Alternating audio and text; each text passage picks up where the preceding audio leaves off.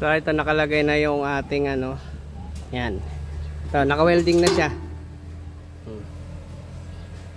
Naka-welding na siya. Yan. So dito kailangan dito mga kapigmate.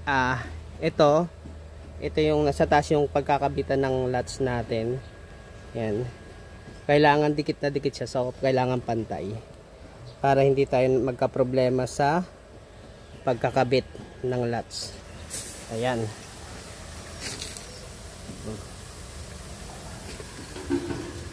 Ayan.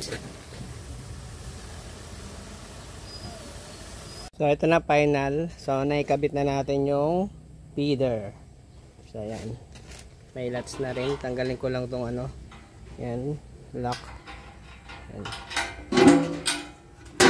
Ayan. So ang pinakababa niya ay sentro lang. Ayan. Ganyan lang.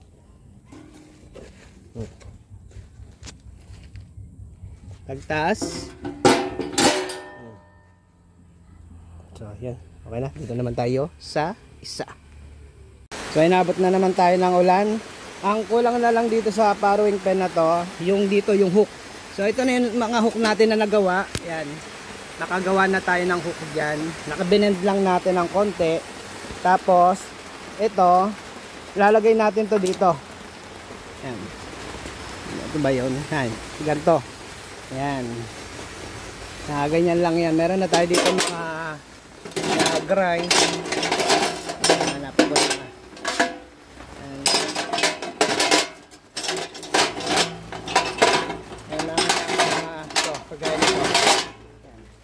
So ito, nakabebel lang siya para maganda yung kapit.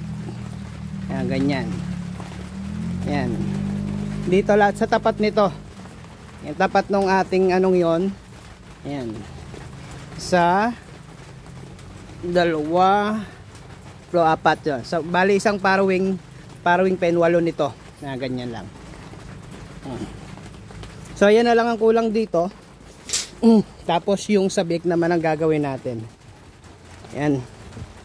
Medyo natagalan tayo. So bali 10 days. Tapos yung dalawa. So bali umabot ng 5 days kada isa. Ayan. Tapos na to. Kaya lang yung sabik pa. Wala pa yung sabik. Ayan. Magliligpit na tayo kasi naulan na. Saka may bisita tayo sa bahay. Feed company daw, ewan ko kung anong feed company yon. Yan, okay na to. Tapos sa ano natin, feeder. So napaka okay na. So okay na lahat. Itong isa nakababa yung feeder. Yan.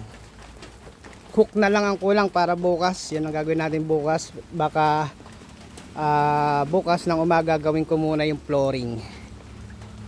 Yung isa gawa na, yung para sa isa ay hindi pa. So magsisemento muna tayo bukas bago tayo bumalik dito. Yan. Mas maganda nakababa. Mapupuno ng tubig. Ulan pa naman. Yan. Nga pala, wala pa tayong drinker. So lalagyan pa pala natin ng drinker. Bukas yun palang gagawin natin. Yan, drinker. So uwi na tayo, magpapakain pa tayo ng alaga.